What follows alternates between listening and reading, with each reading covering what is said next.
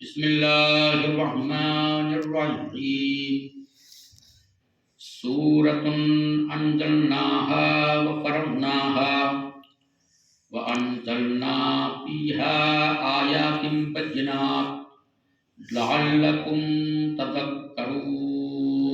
اللهم صل على محمد وعلى محمد۔ اذان مانی جس آیہ کریمہ کی تلاوت کا شرف میں نے حاصل کیا وہ قرآن مجید کے نہایت ہی مشہور و معروف سورہ نور کی سب سے پہلی آیت ہے۔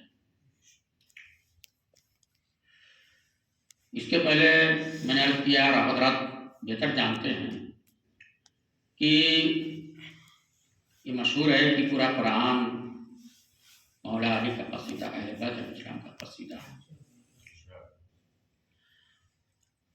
بہت سی آیتیں ایسی ہیں کہ جو مشہور ہیں اہل بیت علیہ السلام کی شان میں، مولا علی کی شان میں،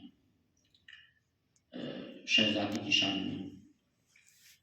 بہت سی آیتیں مشہور نہیں ہیں، بہت سی آیتیں ایسی ہیں کہ جن کو پڑھ کر یا جن کی تفسیر دیکھ کے جو ہے آسانی سمجھ میں آ جاتا ہے کہ یہ آیت کریمہ جو ہے محمد وآل محمد علیہ السلام کی شان ہے۔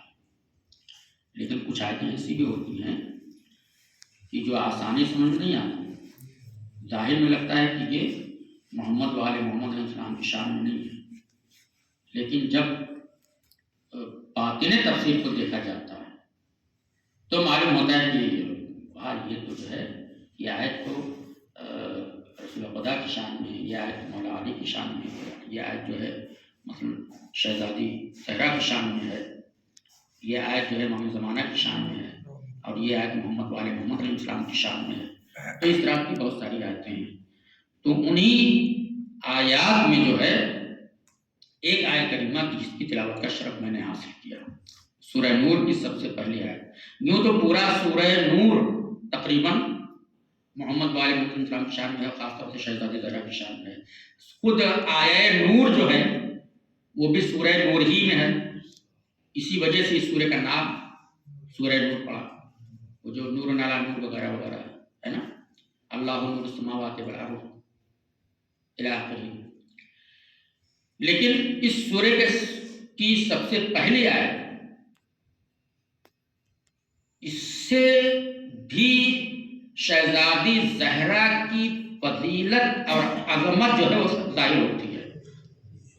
چنانچہ پروردگار عالم ارشاد فرما رہا ہے، اور یہ آیت جو ہے انہی آیات میں سے ہے کہ ظاہری طور سے اس میں نہیں آتا کہ یہ شہزادی زہرا کی شان میں ہوگی، لیکن باطن میں جب دیکھا جائے تو شہزادی زہرا کی شان میں ارشاد باری تعالیٰ ہوتا ہے کہ سورۃ، بسم اللہ الرحمن الرحیم، سورۃ انزلناها وفرضناها وانزلنا فیہا آیات بینات لعلکم تذکرون۔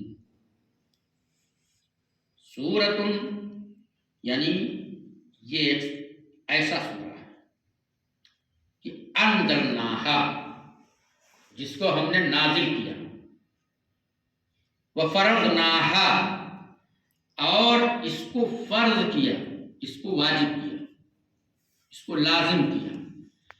وانزلنا، اچھا دیکھیے پہلے تو ارشاد ہوا خود سورے کے لیے کہ سورۃ انزلناها، سورے کو ہم نے نازل کیا ہے۔ اب بعد میں کیا فرما رہا ہے اللہ؟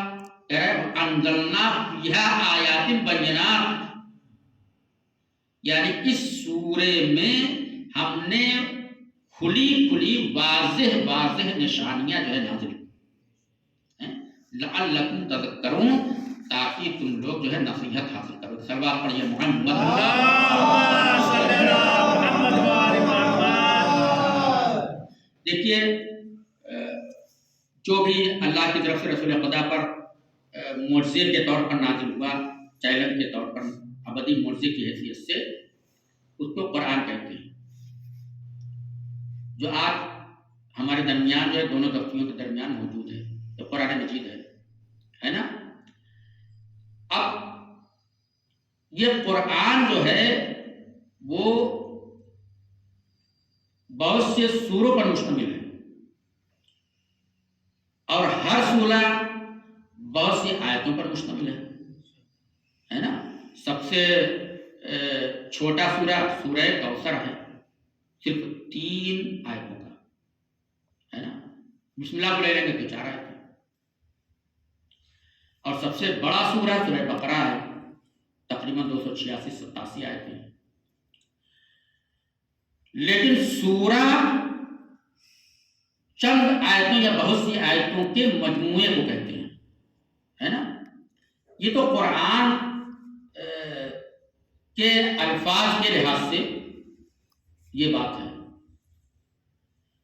تو جس طرح سے بہت سی آیتوں کے مجموعے کو سورہ کہتے ہیں، ہے نا، بہت سی آیتوں کے مجموعے کو سورہ کہتے ہیں، قرآن مجید کی آیتوں کے مجموعے کو سورہ کہتے ہیں، ہے نا۔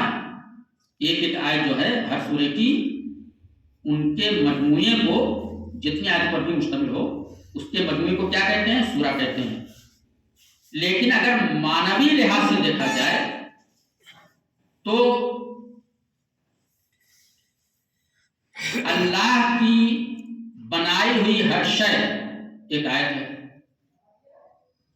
ہے نا۔ ہر مخلوق اللہ کی ایک آیت ہے، یعنی آیت یعنی نشانی، یعنی یہ جتنی اشیاء ہیں کائنات کی، یہ سب جو ہے اس کے وجود پہ دلالت کرتی ہیں، ہے نا۔ اب اسی طرح سے جو قرآن مجید کی ہر آیت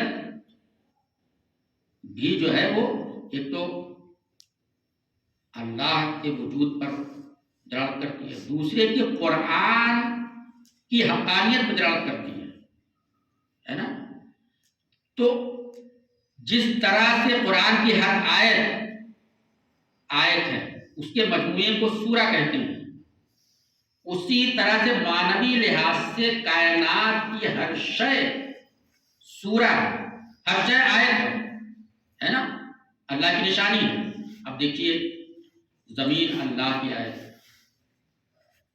آسمان اللہ کی آیت، ستارے اللہ کی آیت، چاند اللہ کی آیت، سورج اللہ کی آیت، جتنے سیارے ہیں سب اللہ کی آیت، دریا سمندر اللہ کی آیت، اشجار اللہ کی آیت، پھول پودے اللہ کی آیت، حضرت آدم اللہ کی آیت، حضرت نوح اللہ کی آیت، ابراہیم اللہ کی آیت، موسیٰ اللہ کی آیت، عیسیٰ اللہ کی آیت، جتنے انبیاء و مرسلین ہیں سب اللہ کی آیت ہے نا۔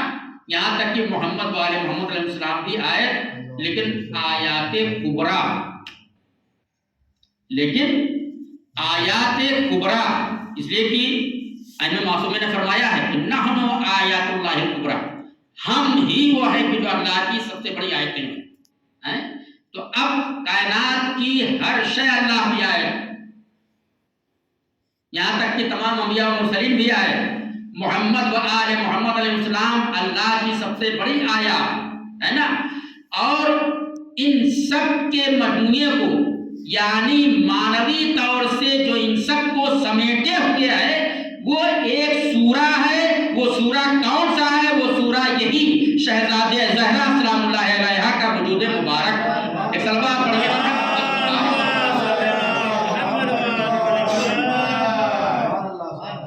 اس کے لیے جو ارشاد ہو رہا ہے سورۃ انزلناہ، یہ ایک ایسا سورہ جس کو ہم نے نازل کیا، وہ فرضناہا یعنی جس کی مودت اور ولایت کو ہم نے فرض اور واجب قرار دیا ہے نا۔ اب اس کے بعد ارشاد ہو رہا ہے وَأَنزَلْنَا فِيهَا آیَاتٍ بَيِّنَاتٍ، اور ہم نے اس سورے میں واضح نشانیاں نازل کی، لعلکم تذکرون، تاکہ تم لوگ نصیحت حاصل کرو۔ اب وہ واضح نشانیاں کیا ہیں؟ واضح نشانیاں یعنی آیات کبریٰ، یعنی شہزادی زہرا کا وجود مبارک وہ ہے کہ جن کی نہ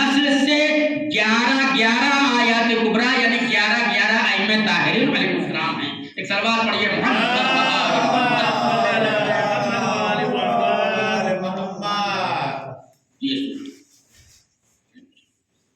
अच्छा, अब सूरत देखिए, इसको लघुवी लिहाज से भी देखिए कि बाज़ जो अहले लुग़त हैं जिन्होंने तफसीर पर काम किया है, तो वो ये कहते हैं कि ये सूरा जो कुरान मजीद का हर सूरा कहलाता है, इसकी बहुत सी वजहें उन्होंने बयान की। एक वजह ये बयान की है कि ये सूरतुल मदीना से माखूज़ है, जैसे सूरत बलद यानी शहर पनाह, शहर पनाह। सूरुल मदीना या सूरतुल मदीना या सूरुल बलद, शहर के गिर्द जो दीवार, पहले के ज़मानों में बादशाह लोग जो होते थे वो अपने शहर के गिर्द जो है एक हिसार जो है कायम कर देते थे, चारों तरफ जो है ऊंची सी दीवार, ताकि दुश्मन जो है शहर पर हमला न कर सके, शहर वाले जो है वो दुश्मन के हमले से महफूज रहे, है ना। उसको क्या कहते थे? सूरुल बलद या सूरुल मदीना कहते थे, यानी शहर पनाह। उर्दू में उसका तर्जुमा होता है शहर पनाह, यानी ऐसी दीवार जो शहर पनाह हो, हिसाब हो शहर का। ठीक है, तो अब यहाँ इरशाद रहा सूरत अंज़लनाहा, यानी एक ऐसे सूरत को नाज़िल किया जिसको हमने फर्ज किया, जिसको वाजिब किया, यानी शहजादी ज़हरा की शख्सियत ज़ाते बाला सिफ़ात खुदा के दीन के लिए शहर पनाह की हैसियत रखती है, एक हिसार की हैसियत रखती है।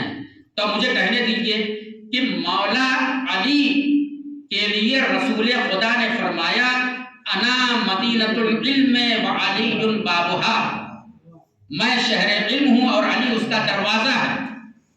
तो अब इससे यह अंदाजा होता है कि वो शहर जो इल्म का शहर रसूल खुदा है और उसका दरवाजा अली मुर्तज़ा है, उसकी शहर पनाह जो है वो शहजादी ज़हरा की ज़ात है। एक सलावत पढ़िए।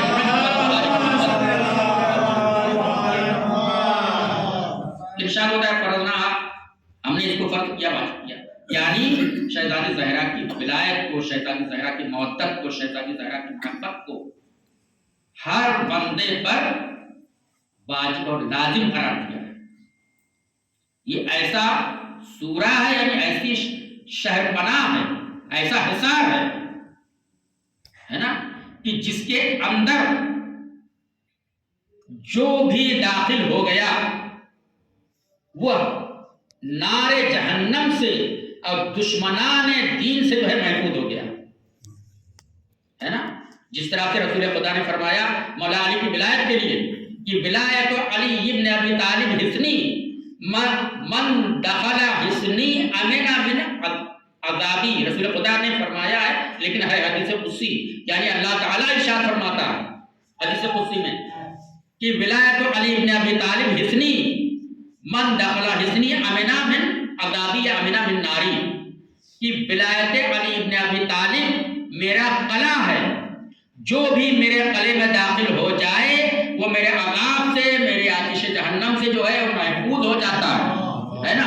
तो जिस तरह से मौला अली की विलायत कला है कि जिसके अंदर कोई भी दाखिल हो जाए तो आतिश जहन्नम से महफूज हो जाता है, उसी तरह से शहजादी ज़हरा भी वो सूरुल बलद हैं, यानी ऐसा हिसार है, ऐसी शहर पनाह है कि जो भी आपकी मवद्दत व विलायत के शहर में दाखिल हो जाए वो आतिश जहन्नम से महफूज हो जाता है।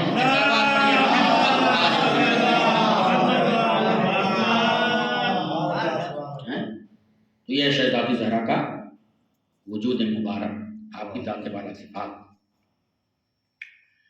और क्यों ना, इसीलिए रसूल खुदा ने फरमाया फातिमा तो बदअतुन मिन्नी, फातिमा मेरा टुकड़ा है।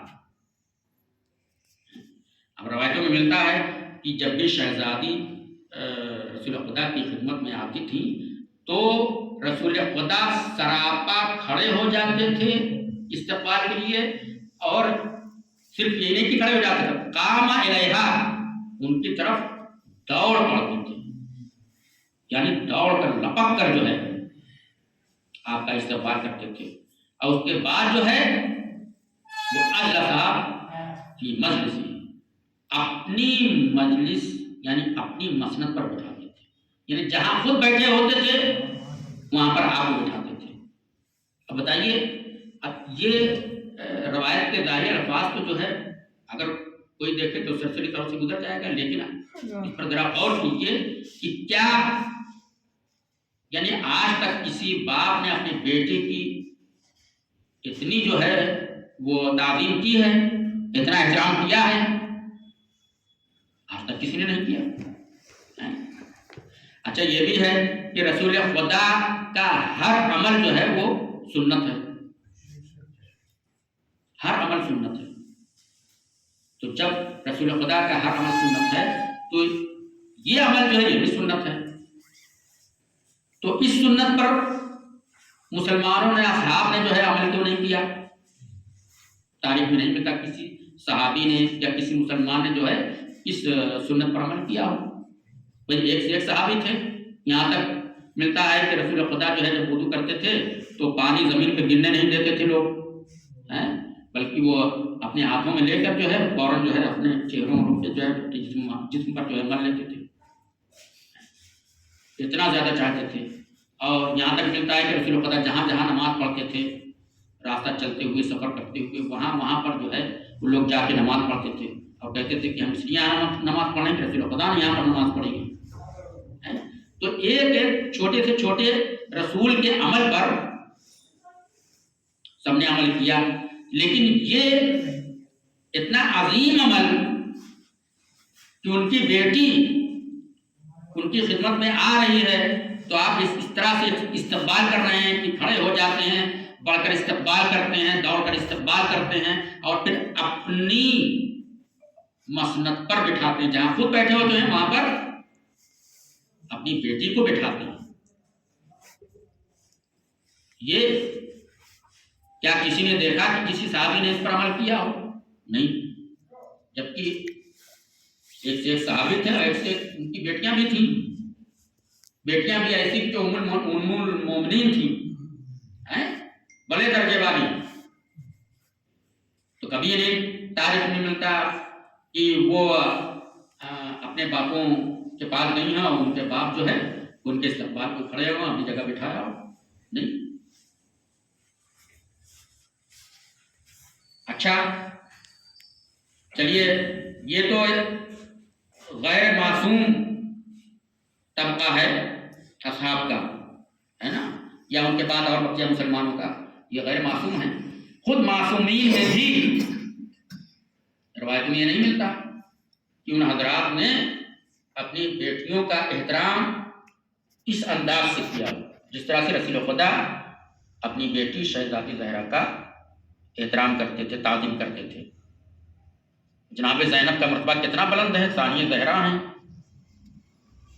لیکن روایتوں میں نہیں ملتا کہ مولا کائنات نے شہزادی زینب کی تعظیم اس طرح سے کی ہو۔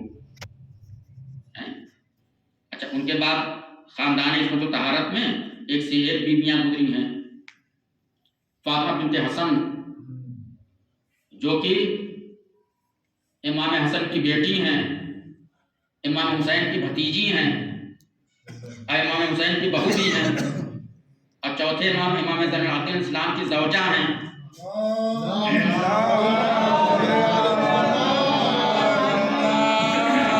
پانچویں امام کی ماں ہیں، چھٹے امام کی دادی ہیں، یعنی آپ جدھر سے بھی دیکھیے تو عصمتوں کے حصار میں ہیں۔ لیکن یہ تاریخ میں نہیں ملتا کہ امام حسن کی خدمت میں وہ جب بھی آتی ہوں تو امام حسن ان کی تعظیم کو کھڑے ہو جاتے تھے اور اس طرح سے استقبال کرتی ہوں۔ اسی طرح سے ان کے بعد جو ہے جناب معصوم قم، ان کا مرتبہ کتنا بلند ہے، 8ویں امام کی بہن، 7ویں امام کی صاحبزادی ہے، بہت مرتبہ بلند، ان کو معصوم قم کہا جاتا ہے، اتنا ان کا مرتبہ بلند ہے۔ کریمہ اہل بیت، انہی کے نام پہ جو ہے مولانا صاحب نے جو ہے اپنے ادارے کا نام رکھا ہے۔ ان کو فیض و برکات آج تک جو ہے جاری ہیں۔ تو ان کے لیے بھی نہیں ملتا کہ وہ جب بھی اپنے پدر بزرگوار امام موسیٰ کاظم علیہ السلام کے پاس جاتی ہوں تو وہ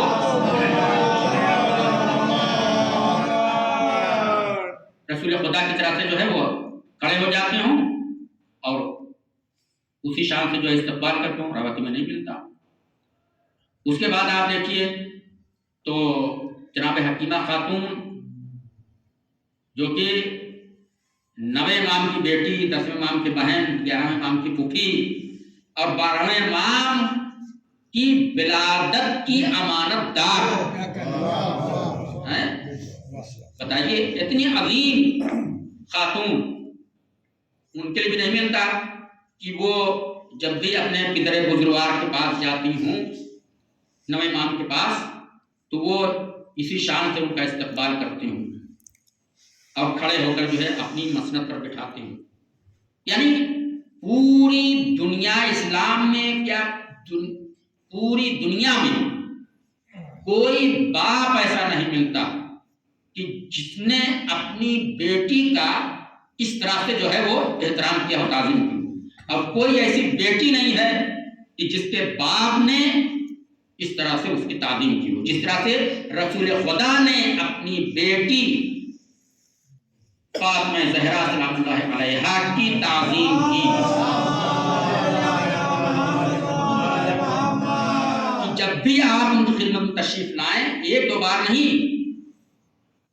نہیں، روایتوں کے جملے یہ کہ جب بھی تشریف لاتی تھی تو رسول خدا سراپا کھڑے ہو جاتے تھے اور دوڑ کر لپک کر جو ہے استقبال کرتے تھے اور مرحبا کہتے تھے، خوش آمدید کہتے تھے اور اپنی جگہ پہ بٹھاتے تھے۔ جہاں بیٹھے ہوتے تھے وہاں پر خود بٹھاتے تھے اور خود دوسری جگہ بیٹھ جاتے تھے، وہاں پہ نہیں بیٹھتے جہاں خود بیٹھے ہوتے تھے پہلے سے۔ تو آخر کیوں ایسا؟ دیکھیے اس کی وجہ یہ ہے کہ آپ دیکھتے ہیں کہ ایک ملک سے دوسرے ملک جب کوئی وزیر جاتا ہے، جب کوئی صاحب منصب جاتا ہے تو دوسرے ملک کا وہی وزیر آتا ہے جو اس ملک سے اس کے موافق وزیر ہے۔ اس کے استقبال کو مثال کے طور پر اگر ہندوستان سے ایران وزیر خارجہ جائے تو وہاں استقبال کو وزیر خارجہ آتا ہے، ایران سے وزیر خارجہ یہاں آئے تو یہاں سے استقبال کو وزیر خارجہ جاتا ہے، اور اگر وہاں سے صدر آئے تو یہاں سے استقبال کو صدر جاتا ہے نا۔ یعنی جو منصب ہوتا ہے اسی منصب کے موافق صاحب منصب جو ہے استقبال کو آگے بڑھتا ہے نا۔ یہ دنیا کا اصول ہے، یہی اصول جو ہے یہاں بھی ہے۔ چونکہ رسول خدا نے فرمایا فاطمۃ بضعۃ منی، فاطمہ میرا ٹکڑا ہے۔ اب رسول خدا کیا ہے؟ رسول خدا کے لیے قرآن مجید میں پروردگار عالم ارشاد فرماتا ہے وما محمد الا رسول، محمد نہیں ہے مگر رسول۔ تو اب جو محمد کا ٹکڑا ہوگا اس کو بھی رسالت کا ٹکڑا ہوگا۔ کیوں؟ اس لیے کہ رسول خدا سید المرسلین اور خاتم الانبیاء ہونے کے باوجود چونکہ مرد تھے، اس لیے مردوں کے لیے بہترین نمونہ عمل تھے، لیکن عورتوں کے لیے جو عورتوں کے وجود کے تقاضے ہیں اس لحاظ سے بہترین نمونہ عمل نہیں تھے۔ تو لہذا چونکہ عورتوں کے لحاظ سے عورتوں کے لیے بہترین نمونہ عمل کسی عورت کو ہونا چاہیے تھا، اس لیے شہزادی زہرا کو، شہزادی زہرا کی ذات والا صفات کو اللہ نے بضعۃ الرسول بنایا تاکہ وہ عورتوں کے لیے بہترین نمونہ عمل بن سکیں۔ چونکہ فاطمہ بضعۃ الرسول تھی یعنی رسالت کا ٹکڑا تھی، یعنی جو منصب رسول خدا کو حاصل تھا وہی منصب جو ہے شہزادی زہرا کو بھی حاصل تھا. یہی وجہ تھی کہ جب شہزادی زہرا آپ کی خدمت میں آتی تھی تو سرایہ آپا کھڑے ہو کر آپ کا استقبال کرتے تھے اور اپنی جگہ پہ بٹھاتے تھے. ایک صلوات پڑھیں.